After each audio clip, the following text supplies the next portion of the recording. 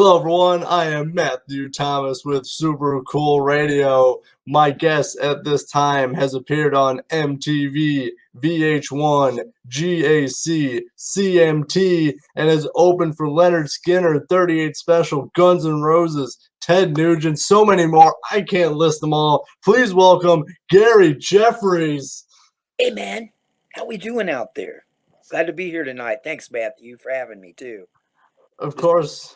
My friend Jamie Bostel was telling me about you, and it was like, this is going to be a cool conversation to have with you.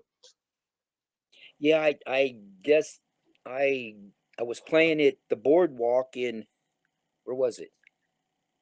It was in California, is all I know. And he had come to that show, and I think he's been a fan since probably 1992, and he's turned into a friend now too. So, yeah, he's a good guy, great singer, But yeah, we've known each other probably since '92. We opened up for a group, Bang Tango. He said back then, so followed it forever. He said, so yeah, good guy. For sure. Now what's that? I said, and thanks for having me too. Of course, yeah. No. So I want to start with a fun question, and I'm curious, before we dive too deep, what are your top 3 favorite albums of all time, Gary? Okay, that's on the spot. Woo, that's what we said we was going to do on the spot here anyway. I would say Silver Bullet, the beautiful Loser album by Bob Seger, and I would say, God, First Helping by Leonard Skinner. What? God, there's so many. And I couldn't tell you which CCR, but I love John Fogerty. So anything as far as Fogerty albums, I like their first album they made with Proud Mary, and some of those early ones. Some of the old classic rocks. You listed three my favorites. You listed 3 classic albums from 3 legendary bands. Yeah. I love them. I used to have a cover band. We did a lot of Bob Seger music. We even had a tribute to Bob Seger. So we did, I think, 2 hours of Bob Seger music in my day, and so and to this day, I still do some Bob Seger tunes. Like Turn the Page is probably one of my all-time favorites because you relate to it a lot as a musician, Yeah, I can definitely feel it. Yeah, Bob Seger, I think, one of the best, and out of Detroit, Michigan as well. Yeah. Him and Kid Rock, I think they hung out a lot together here, probably over the years, and but yeah. So, and then of course Skinner, they were a big influence, and I probably like all their albums, most all of them, So that was a tough question because there's a lot of great bands out there. I know. I come out swinging with my first question. Always. It's always a challenging question. Yeah. Boom. All right. Now that we got all the challenging stuff, we're going to focus on you because it is your interview. Well, thank you. When did you know you wanted to become a musician? Well, I knew it when I remember my friends making fun when they seen the Beatles, and they had a little bit of long hair, not even long hair. And my parents and their friends, they wanted to see the Beatles on Ed Sullivan, So I would have to say the first time I seen the Beatles, something about it it rung with me. I loved it. And I think on it was my last album, I got a song on there called I Ain't Done Yet. And it mentions that in that song. It's more or less saying it was over. Once I seen the Beatles, I knew that's what I wanted to do. And I ain't looked back. I still love it just as much, too, is the issue here, And it's been a few years. Yeah, no, when you talk about the controversy with the Beatles' hair, I mean, it wasn't really that long of hair, and people were definitely getting upset about it. They were, I know during my era, we'd get our hair over our ears. We'd get kicked out of school. Wow. I mean, I was I bet I was kicked out at least 10 times for long hair in school. I said, look at me now. You know, hair like on your ears, you know. They would always, Gary Jeffries, come to the office, you know, and they said, well, you need to get your hair cut or you're going to have to leave today. And I'd leave, you know. That's rock and roll. Yeah. I thought, well, I have to have long hair for my band, you know, so I ain't cutting it, you know, so. That's right. Can't cut my hair, I gotta rock. Yeah, it just makes you, it's more real that way, you know, so. That's right. And, you know, the Ed Sullivan Show. I remember my music class. We actually watched that Beatles episode with Ed Sullivan. Yeah, That uh, that's amazing. Yeah, I would love to see that again. I mean, I see clips from it every now and then, you know, but that's pretty cool, you know. yeah, and just the Ed Sullivan Show. Like, I mean, they had acts like the Rolling Stones, the Doors, the Beatles, all of these huge acts on his TV show. Yeah, I can remember when Jim Morrison, he had a problem with them doing saying light, come on, Light baby. My Fire.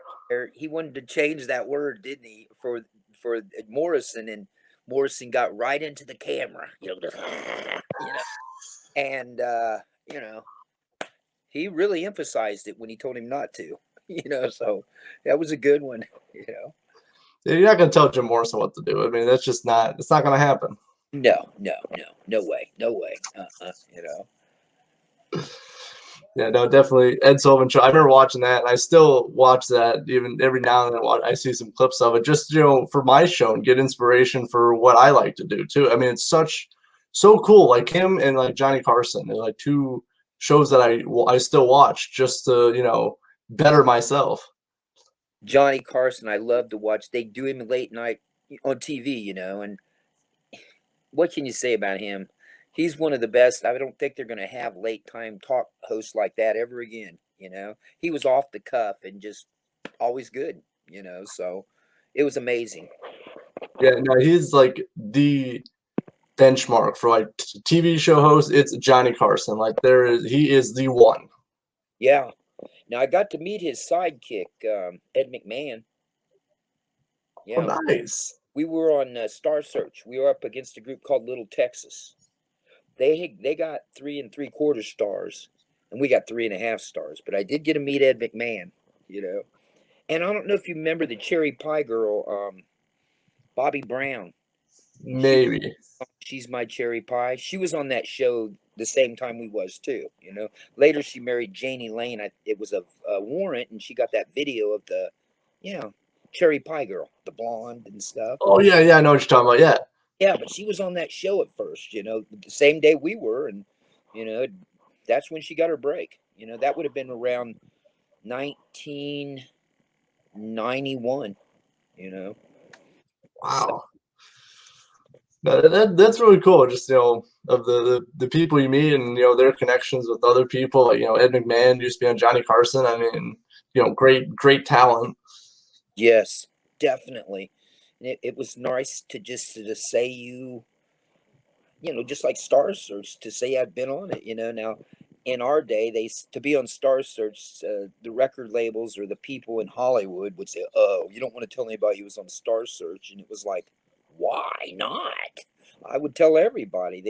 They said, "Well, that puts a nail in your coffin. You aren't as cool." I said, "Well, call it what you want, but I'm gonna tell everybody I was on Star Search." You know, it was fun. You know. Exactly. I mean, come on. I mean, if you're having a good time, you got on TV, you had to meet people. Hmm. Yeah. Well, I think from that show, I don't know if it was just that show. Little Texas got signed to Columbia Records, I think it was, and we got signed shortly after to Virgin Records. So it wasn't a, you know, and Yeah. you can see that show on our performance on YouTube if you want to get a kick. You know, I don't know if you've seen it, but it's on I've YouTube. not yet. Look up Asphalt Ballet on Star Search, and it's on there. You know, so I'm we gonna did. do that tonight. Dude, you'll get a kick. You know, we actually done a song that later come out on our first album. You know, it was actually a song that we had written with a guy named West Arkeen, who also wrote Paradise City for Guns N' Roses, and he wrote a lot of gun stuff. Wes did, but he'd written that song, and we did on Starsearch. Didn't win, but shortly after we did get a little record deal, on Virgin, so it helped. Yeah, any kind of TV exposure helps. It's always you have fun too. I mean, that's the big thing. In this day and age now, even with having done a few albums and traveled a little bit, it's about the fun. I mean, it ain't if you're in it for any other reasons, I would say maybe reconsider, because you got to have fun with it, because it's amazing what you don't really make as far as money or anything. It's just the love and the therapy, the medicine that it gives you is what it's really about. So I enjoy it for that reason, and just to be able to write music and just keep doing it. I'm not chasing no more record deals or nothing. It's strictly for my heart, these days. And that's where it should come from. If it's just for like monetary gain, then you're not gonna either feel fulfilled, there we go, or actually being in for the long term. No, I mean, I've worked with people that's all they want out of it. They just want a record deal. They want to play big arenas and stuff like that, and they want to be the rock star status. But that's cool if it happens. But when you're chasing that so hard, it's hard to enjoy what you're doing because you're so worried about conforming to this, conforming to that. It's like, don't conform to nothing. You be who you are and hope someone gets it. That's like, to me, Asphalt Ballet, incredible band. It was just, man, we were good. We had a good band. But what I think we did was we tried to follow a trend of Guns N' Roses and what everybody else did. So we altered just that little bit to be that.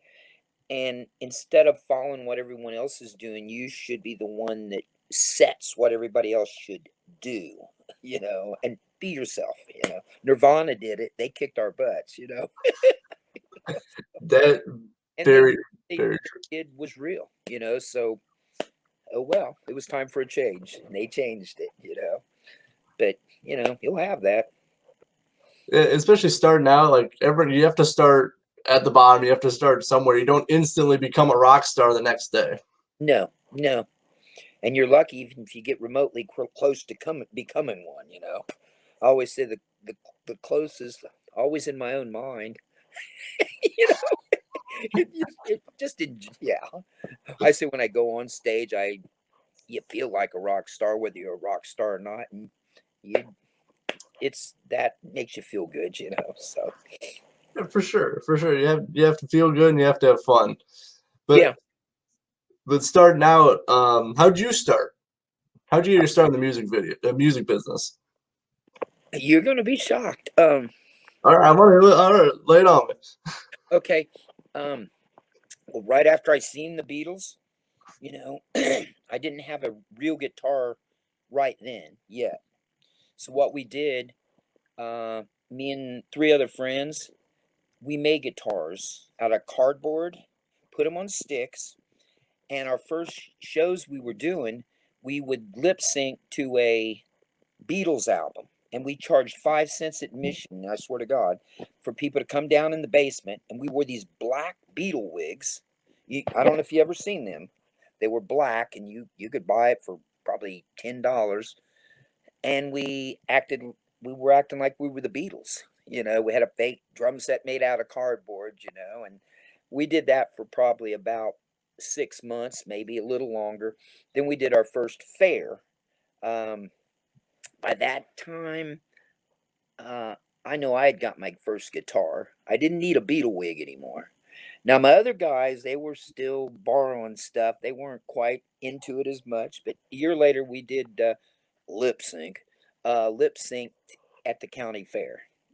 So I don't think we did any good. We wasn't like anybody was that impressed, but it was it. It give you the first fever after you were on that stage that you knew you wanted to do it again. The rush, and I just remember the guy said, "Well, why aren't you wearing a wig?" He said, "I guess you don't need one yet." And I go, "No, mine was already longer than the Beatle wig, but it was, And I had my own. My matter of fact, I still have my first guitar that was from that era, and that was a while back, and it sits right here in my room all the time. But that was the one I played at the county fair. It was a silver tone, so it's my prized possession. No, dude, that's really cool. Very unique story that I did not expect. Like, That was first. That started it, and then it was like after the fair, and I was already learning songs. I had hooked up with another. He was an older guy. I was, man, okay. I must have been 12 years old then, 11 or 12, and there was someone across the street from where we was doing the Beatles thing. He played the guitar and he played it pretty good, and he was showing me some good riffs, and I mean, I took up to it pretty quick because he showed me a way of tuning the guitar that I could use just one finger and do a whole bar chord. So um, by the next year, I was playing the fair and doing some of my own music, and I still would only been about 13 or 14. And I think I did a song by Tommy James and the Shondells, and it might have been that song "My Baby Does the Hanky Panky." I think I did at the Battle of the Bands. So it was, but that was the first live show, and I think we got second place in that one. We did 3 songs. The first song I didn't sing because I was so nervous, but did sing the second and third, and I think we placed in that one. And then it was on. It was on. I ended up starting actually a band with the older guy because I started getting kind of okay at singing and playing guitar. So he hired me to play in his band, and at that time he had to be 22, 23, almost. He'd been around the block a few times, so I got to play in his band. I'd have to stay on the stage, sit in a chair, because I might have been 14 and 15, couldn't drive a car yet, so that was the next probably big experience that really got me going too. Playing with some older guys who always like to get me in trouble too, and just I learned a lot from them, playing bars and stuff. So, and then from there, it just I don't know. I wanted it bad, I wanted to. So then it was, you know, go to this place, go to that place, start playing 4 nights a week, and pretty soon I had my own bands. Next thing I knew, I cut out to Louisiana, and that was a freak accident. But from there, had a buddy that went to Los Angeles, and then I moved to Los Angeles, and that was where it really, that would have been in 85, 86.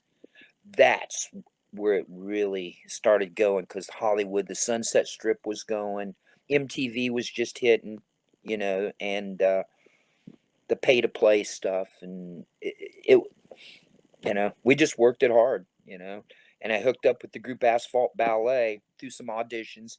I remember that day I got that audition was I was auditioning for another band. His name was Alex Mossy.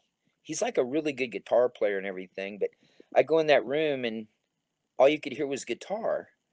I go, man, I don't hear my vocals. He says, well, it's more about me. He said, I'm Alex. And he was like a guitar god.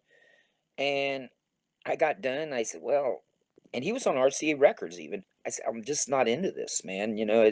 I want to be a singer in a band, not just a guitar band. So I left, and the lady that had the rehearsal studio, she says, oh my God, I know a band that's looking for a singer that's your style. At that time, they were called, oh God, I don't even know what they were like a Bon Jovi group, but it ended up being Asphalt Ballet. Went in there, and it just clicked like a mother bear. We were just like that. I hadn't done any of their songs, didn't know them. They give me some lyrical stuff, a little this, that, and it was good. We were all smiling at the end, even though I didn't know hardly any of the song. I was faking it, hadn't even heard them, and it was their own music. And so I was doing my own melodies and stuff, and that was fun when you're just jamming and making up stuff. I love doing that on the spur, on the cuff. And from there, I think we were first called Gonzilla or something like that. Was it Gonzilla? Yeah, because we didn't want to go out until we sounded good, and it it started sounding good pretty quick. We would rehearse 6 nights a week, and we got good. You know, Ended up getting the record deal, and stuff. After a lot of weeks or months, or maybe a year and a half on the strip, playing, the pay to play gigs, the Roxy, the Whiskey, Troubadour, all of those, and so yeah, it it ended up getting the deal.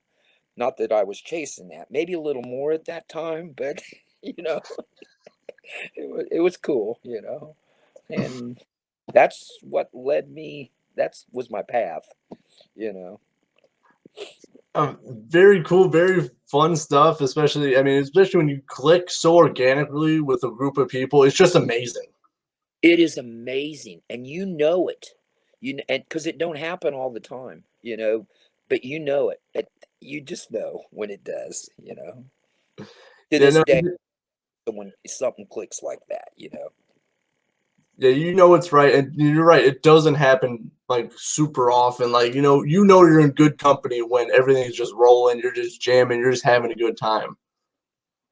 When everyone's smiling real big at one another, and they're just like, "What the hell was that?" You're just like, "That was good."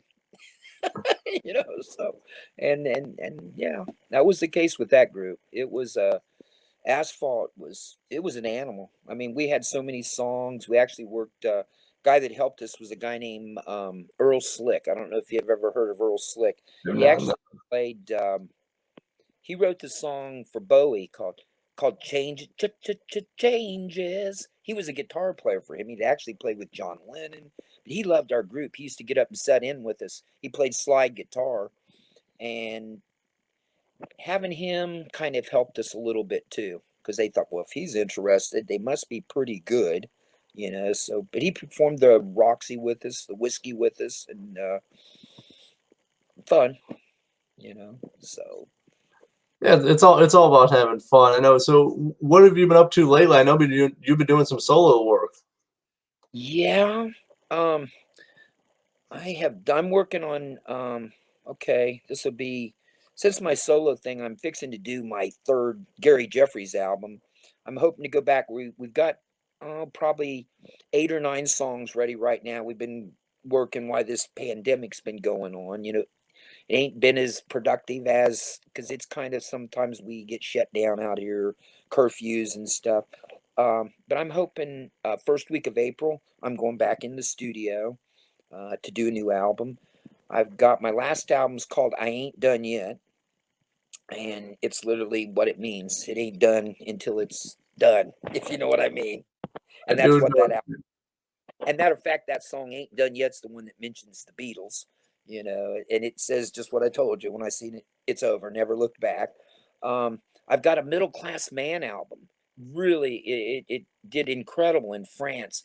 Matter of fact, the magazine over there called Bands of Dixie voted it their magazine voted it the best album of the year. Actually beat out Greg Allman, and I remember who was some of the others. I mean, as far as the votes, ended up getting probably got the magazine around here somewhere. Front cover of their magazine, and so over in France, we did really good with the Middle Class Man album. Got best vocalist of the year, best album. Uh, I don't know. There was 3 different awards on that album, and it helped our sales a lot. We sell really good over there, so I've done the since in the solo stuff has been the Ain't Done Yet, Middle Class Man. In between that too, just I think it was last year, I had done an album with a group called Stitch Pig Revival. I don't know if you've heard that. Have heard I'm that? not familiar with them. Get bored. It's a whole different take. It's more like the Asphalt stuff. It's a little heavier edged. It's good stuff. It was more of a project album, I think. We wrote songs, we recorded them, and did a video, which you can see the video too. It rocks. If you like that little edgier rock stuff, it's called Stitch Pig Revival. So that album came out last year, Um, I've had a few. After Asphalt, I did the Regulators album. I don't know if you've heard of the Regulators. I have, yes. Okay, yeah, I did one with them, and then after that, it was, let's see, a group called Grouchy Rooster. They've got an album out there. Then after that, I did two with a group called Alligator Stew. I don't know if you've heard of those guys. They were the ones we played with Skinnerd, and so then after that, I did a blues kind of a Stevie Ray Vaughan type album with a group from Louisiana called Coupe de Ville. Really good album, and just more blues based, more like Stevie Ray. And then after those groups, when I started doing my own solo stuff here, and so there's a variety out there, you know. But Yeah, if I'm you gonna get, have to check it out. I was gonna say, Yeah, I'm gonna have to check it out. check it out if you get bored. It's a little edgier if you like edgier rock or something, you know. Yeah, I'm gonna have to check it out. You got a wide variety. I mean, it's still still in the rock category, but a wide variety of different styles and elements. Yeah, I like the variety. I don't want to be like my guitar player the other day. He's writing some stuff. He says, "Do we have to follow this format of swamp or southern rock?" I go, "No." He said, I told him, "There's no limits. I don't think that what you should limit yourself on songwriting. You write it if it's hard rock, whatever. If it's country, southern rock, let's just go with it and see where it goes. So I feel like a lot of artists are like really breaking genre like boundaries and just like this is a song I wanted to write and this is what I did. And I think yeah, it's really cool. It's very creative. it is. Matter of fact, it makes for better writing because used to I worried so much about writing the perfect lyrics and something that everyone likes, but now I don't. I want people to like it, but I want to like it. I mean, it's stories about life, things that have happened in life, and you hope people can relate to it. But it's got easier to write now that I don't worry that I have to write this style, that style, or is this person gonna like it? I want them to like it, and I care, but I ain't changing nothing. Not to be mean or being smarty, but it's like, no, this is the way I do it. That's that's the way I But look at it. at the end of the day, you're number one fan that you have to appease first. Yeah, yeah, and that's hard to do too. Let me tell you, half this stuff I don't know if anybody else has told you. You write half of it you don't like. You're I sitting there. have heard that, Yeah, it's tough. So I think I've got over 700 songs sitting out there on two different recorders.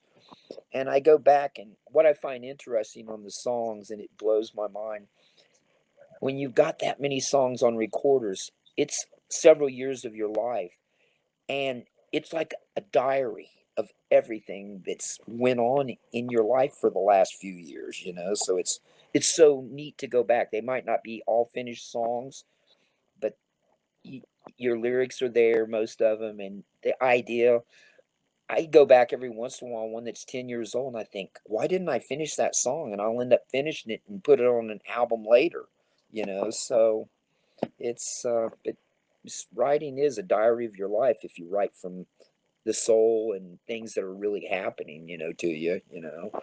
So bad ones now that are too bad, and too maybe dark or bad, I'll just hide those. you know, Something that's too far out there. yeah. That wasn't by me. That was Larry Jeffries. Yeah, that's wasn't mine. No, no. So, yeah, you're right there. Yeah, and so your latest solo album is Ain't Done Yet.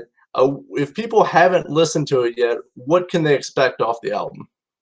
Um, it's more probably in the lines of 38 Special, Skinnerd. Um, it's got some great guitar playing. I think they're all good songs. Just good, not like I say heavy metal at all. Just good southern rock tunes. Some songs crossing into new country sounding, but more just straight southern rock. With it's still got a variety on there too. I'm trying to think of all the songs on there. Yeah, there's quite a variety on that one too. but it's more the Southern rock style, you know.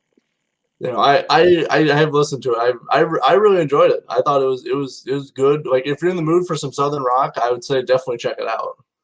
Thank you. Thank you. It's good for when you're cruising in the car, and stuff. Yeah, for sure, for sure. And I got an interesting question for you because I know you, as we've been discussing this whole interview, like you've done a lot. You've been involved in quite a few bands, doing a lot of different projects. What is some of your advice for someone looking to start a band or be a musician? Well, I think if you're really wanting, depending on what you want to go for, there's people that like to just play weekends.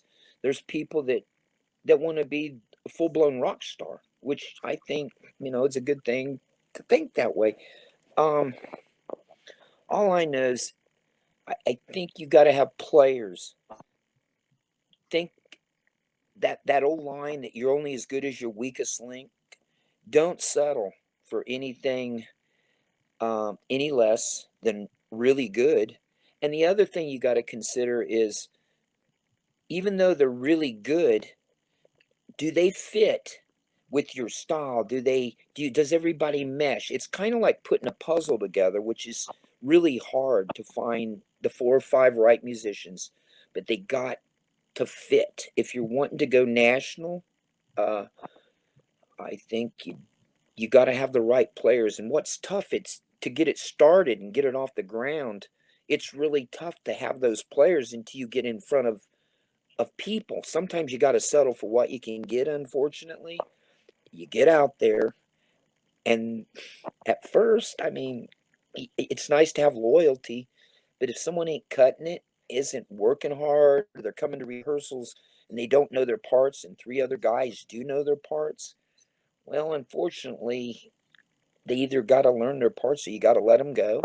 I think songwriting, I think it's nice to do the top 40 because you can get into clubs, you hone your skills on learning from artists that are legends and being that are really great, but learn to write your own songs from them. I mean, I think songwriting, if you're wanting to take it to that next level, is really important, and once again, doing the top 40 does help you get kind of an idea what a good song is, and it gets you exposure, it gets you on the stage. But I think finding the right players that everybody enjoys being together too, because you can't have 2 guys that you can't stand them. I mean, for me, it don't work if I get a good player, but it's something about them drives you crazy, and maybe the other guy's driving them crazy. It don't work. I don't want to waste much time unless you want to work hard and be the best on the block, not to say to be that big rock star thing, even though I keep going there, but to be the best on the block. That's these days. I said, I want to be the best in this area. Not that I maybe will be, but that's my goal, you know, always trying to be my best. It's tough putting the right band together. It's tough to find players, that are dedicated. You have to find 4 or 5 people, as you said, that have like the kind of the same mindset and kind of the same skills and like, oh, we want to do this and have goals. It's hard to find those people right away. It really is. And that's why it's horrible that I feel bad sometimes because I got to let people go, but sometimes when you're first starting, like I moved to Ohio, I didn't know anybody, and I'm trying to put a band together, and I just left Los Angeles to come here. And it's like, so it's a little bit more limited. But at first, you got this player, you got that player, you got to get out playing. Next thing you know, somebody will say, dude, you got to check out this bass player. He is so into your style, the way he plays. You guys would mesh, So I take the chance. I call them over, and I want to see what they got. And if they smoke it and it just clicks, and when it clicks, I got to, I guess, find out more about their attitude. Are they really dedicated? They're going to put in the work. Are our goals the same? I've got to go with that guy to step it up. If it's a weak link that somebody, because so many times you get one that starts out the first few months and they're working hard. After about 3 months, they start setting on their butt everybody's learned their parts when they come into rehearsal, except this, oh, I didn't have time to rehearse that this week, so, and it's always the same guy. So that guy's on the edge of, so, but it is tough to find the right players that want to commit, and it just has a chemistry. It's not easy, you know. Yeah, I saw Rob Zombie. He said the two things I look for is attitude and your skill set. Those are the two biggest things I look at. Yeah, you got to. It's like some of the players I'm working with right now. When I first moved here, I was pretty headstrong on doing original music, and then maybe a few covers. But mainly, I wanted to do an album. I wanted to play shows that maybe I don't play as much as the top 40 band. When I do play, though, we sell T-shirts, CDs. We look like we're at the level that we're a little better, bigger. What you portray to an audience is how they see you. So if we come on with great original music, with a cool stage show, we have T-shirts, we have CDs, they look at you as like, wow, these guys could be the next big thing. Well, my problem when I moved to Ohio was nobody would commit to an original band. They would play in it, but if they had other top 40 gigs, they'd play with 2 and 3 different bands. And it was hard to book gigs because I'd have to ask every player, are you available this night? You available this night? Finally, I said, screw this bullshit. But what's crazy, some of those same players that were playing for their $50 a night, top 40 and hating doing it, I'm playing with them because they've decided that it's more fun to do original music, and they've committed. At first they didn't want to, but they realized that when we do the bigger gigs, we made as much as they did in their last 3 months of top 40 gigs, because around here they just don't pay you much. A lot of free gigs and stuff, and it's cool, but and not that I'm in it for just the money, but it's because you don't make much money. But if I'm going to do it, I want to do what I love. And like I say, these people now, they're enjoying it, committing, and I've been keeping pretty steady with the last bunch of players I've been working with, so it's pretty good, you know. Yeah, once you find that rock solid lineup, and then you're gonna like continue with this. Yes. And that's what I'm feeling right now. I feel like I got 4 guys. This is the first time in a lot of years that I feel like I've got 4 guys that are dedicated. We're all in the same mindset. We get along great. We like hanging out. And it feels right. Fine. And it's been a lot of years since I felt, that I've had that kind of a band, but like when you find it, you feel it and you want to work harder at it. It just gives you more gas to work harder because you feel like you're not wasting your time. And this is the real deal. I guess I still dream about saying, well, I guess I could have another band like Asphalt Ballet. But it's just fun. That's a bottom line. Yeah, it's just like how we opened this interview. You gotta be having fun. That's the first priority. Yeah, that's what it's about.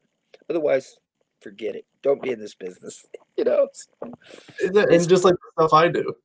Like the stuff I do, if I'm not having fun, then it's like, why am I doing this? Yes, yes. That's what it's about. I mean, we can work whatever other jobs, but you got to get away from that regular day job during the day, and at night you can be kind of someone else that you want to be, so I feel that, yes. yes, you can be that other person. Sometimes that's fun to get out of the other you, you know. That's right. I'm there's an 8 to 5 me, and then there's the fun Matthew Thomas. Yeah. Yeah, like tonight I was telling you, dude, I'm gonna run 10 minutes late. I'm just getting out of my work, and it's like, oh God. Hey, So I'm cool with it. I was playing video games when you messaged me anyway, so okay, it worked out perfect. Like I said, it's pretty nasty here. I don't know how you guys are. Indiana's pretty bad now too, isn't it?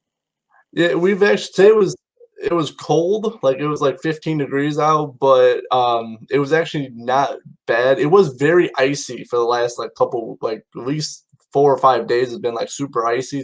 So today it wasn't as bad. Well, we got your ice then today, and yesterday we got a little ice, and today. So underneath our snow was that half an inch of ice. So it was a little hairy out there, you know. Yeah, at least it hasn't really snowed or really rained for lately, so the roads are pretty clear around me. Cool. Good. Good. Yeah, ice is not fun. Like this is probably this winter season is the most I've seen ice, and I don't like it. I don't either, and our cars don't either. You know. So They're definitely not happy. yeah, this has been the first one in a few years for us too that we've seen the ice. You know, so it's, I guess you'll have that. Yeah, I'd rather have snow than ice, but that's just me. At least you can throw snowballs at people and not hurt them. Ice, on the other hand, Yeah. Yeah. So, but that's where we're at. We just got your weather. We just started getting it in the last couple of days. you Indiana can keep will. it. I'm fine with it. You can keep Yeah, that weather. I'm trying to get rid of it. Uh, Garrett, another cool question for you, because I'm curious, as I was with the first one when I opened this interview. What music have you been listening to lately? Wow. Oh, whoa. Okay. Um. Wow. Putting you on the Other than spot again. um, you know, at work is about the only time I have been listening to a lot of music because it seems like once I get home and pick up a guitar between the phone, I'm constantly putting down riffs, guitar riffs, writing some lyrics here and there. I've got a thing right here that's just a thing I've got just stashed with lyrics. You know, I'll write a few lines and stuff and and put them in this little bag. And but I don't listen to much other. But at work, you'll be shocked what I like to listen to. I like the old classic rock still. I like the Rolling Stones. I like the Yardbirds. I love the Yardbirds. Some of the old stuff they did. So I listen to a lot of classic rock.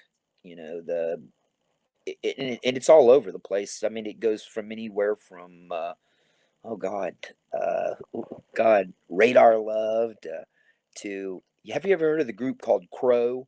They had a song called "Evil Woman," and not the Evil Woman by the Santanas, but they had a song called it went like "Evil Woman, don't play those games with doo-doo." Yeah, I'm That familiar with that song. Yeah. yeah, that era of music. There was something to that that I still I just like when I hear Joplin singing "Take Another Little Piece of My Heart," you know, and that stuff.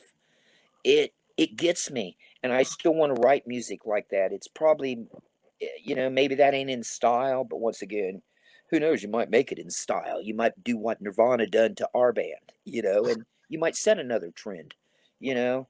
But once again, I just like that style, you know. When I pick up a cover for the band, I want them to be.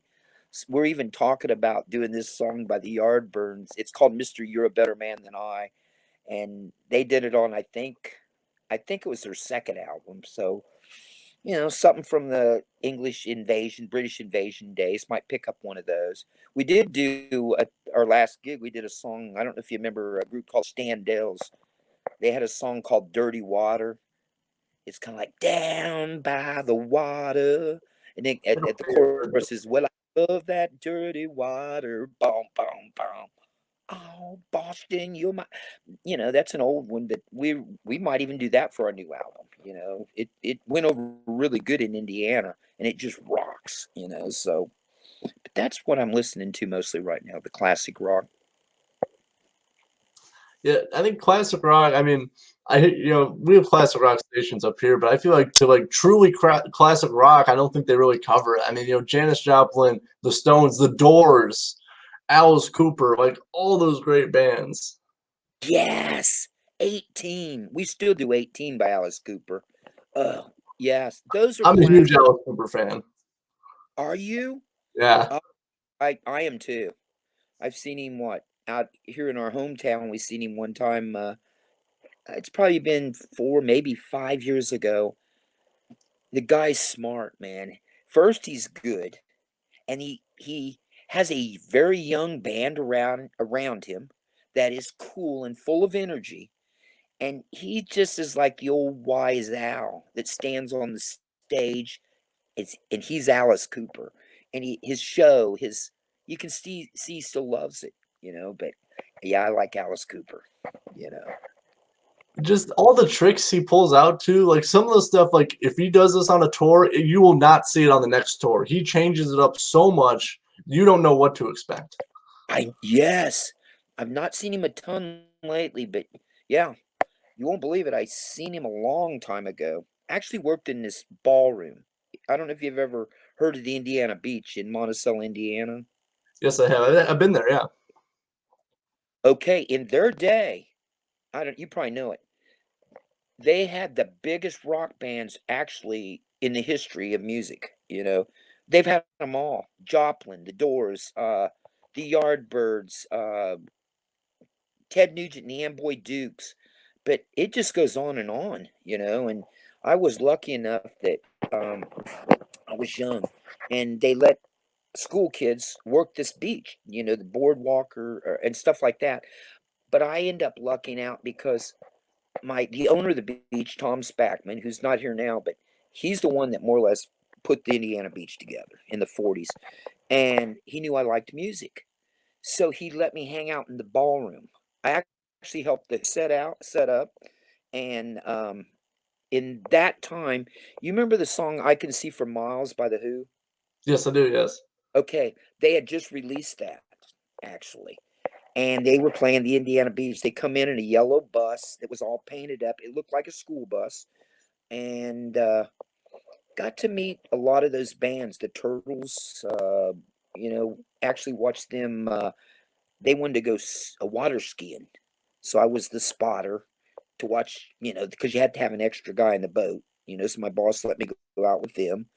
Um, so I got to see a lot of those classic rock bands, and I think that's why I like the classic rock so much, because I got to see most all of them. Vanilla Fudge, it goes on and on, who was it? Who did One Pill Makes You Larger, One Makes You, they had a song called White Rabbit. I can't even think of their name. Oh, He was a girl singer too, but they yeah. yeah, all those groups were there. The Outsiders, Tommy James and the Sean Dales, the Kingsmen, and on and on, you know. So I worked that place for probably about 4 years. So he even let me play. Matter of fact, he let me do a gig at the Indiana Beach Ballroom, and I opened for a group called, and I was really young. Oh God, what was her name? Uh, uh, I can't think. It's amazing. I can't think of it right now. But they had a hit song out, and we got to open for them. So that was my first. It was a three-piece group we had, and um, it was very cool. And that gave me the fever too. I was probably, I might have turned 16 for that at that time. But it was a big band. I just can't think of their name right now. Huge. I think they only had one or two hits, but they still made a name. So lucked out. Right place at the right time again. Sometimes I'd rather be lucky than good, so or in your case, both. Rather, I consider myself really lucky. I've been fortunate. That's just I'm I love it. Yeah, I've been lucky. And I appreciate it too. Everything that went along with it. So yeah, for sure. But Gary, thank you so much for hanging out with me tonight. I had a wonderful time chatting with you about all things classic rock and all your solo material, Asphalt Ballet, all that stuff. It was cool. awesome. I appreciate you giving me time on here too, Matthew. Anytime if the new album comes out, when it gets out, if you want to bug me or I'll bug you, uh, I'll let you know how that's going, and let's keep in contact. Yeah, but I do got one more thing before I let you go. Okay. What are your plans for this year, 2021? Well, I do plan on going in the studio in April. Um, I think this year I would like to put a little more time into music, than I have over my last few years, just because it seemed like the timing's right, and I feel like I've got remember how I was saying earlier, I think I found the first bunch of players that seemed to gel like a perfect puzzle in quite a few years.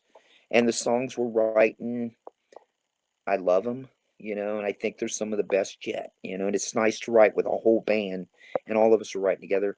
So my plans are to try to take this one a little farther than what I have been over my last few years, because I think I've got something, you know.